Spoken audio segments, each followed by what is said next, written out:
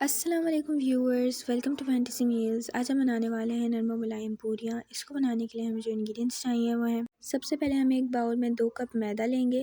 اس میں ہم 2 cup normal آٹا ایڈ کریں گے۔ اس میں ہم 2 ٹیبل سپون گھی ایڈ کریں گے، 1 ٹیبل سپون نمک، 1 سے 2 چٹکی میٹھا کھانے کا سوڈا۔ اچھی طرح پھیٹ کر آدھی پیالی دہی ایڈ کریں گے۔ ان ساری چیزوں کو اچھی طرح مکس کر لیں گے۔ تھوڑے سے پانی کے ساتھ ہم یہ آٹا گوندھ لیں گے، پھر 10 سے 15 منٹ کے لیے اس کو کور کر کے رکھ دیں گے۔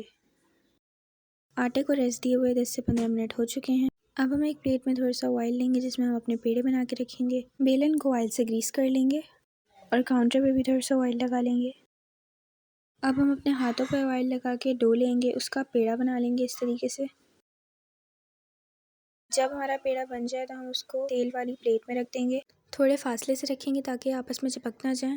اب ہم پورے پیڑے پہ آئل لگائیں گے اور اسے ہاتھوں سے اس طرح اسپریڈ کریں گے، پھر اس کے بعد اس کو بیلن کی مدد سے بیل لیں گے۔ اب ہماری پوری بل چکی ہے۔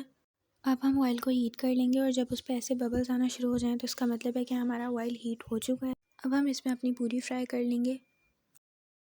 اب ہم اس کی سائڈ فلپ کر دیں گے۔ اب ہماری پوری بالکل ریڈی ہو چکی ہے، اسی طرح ہم ساری پوریاں فرائی کر لیں گے۔ اب ہماری مزیدار نرم و ملائم پوریاں سرو ہونے کے لیے بالکل ریڈی ہیں۔ ان کو ہم آلو کی ترکاری کے ساتھ سرو کریں، اور اگر آپ کو اس آلو کی ترکاری کی ریسیپی چاہیے تو کامنٹ کریں، بہت جلد ہم یہ ریسیپی اپلوڈ کریں گے۔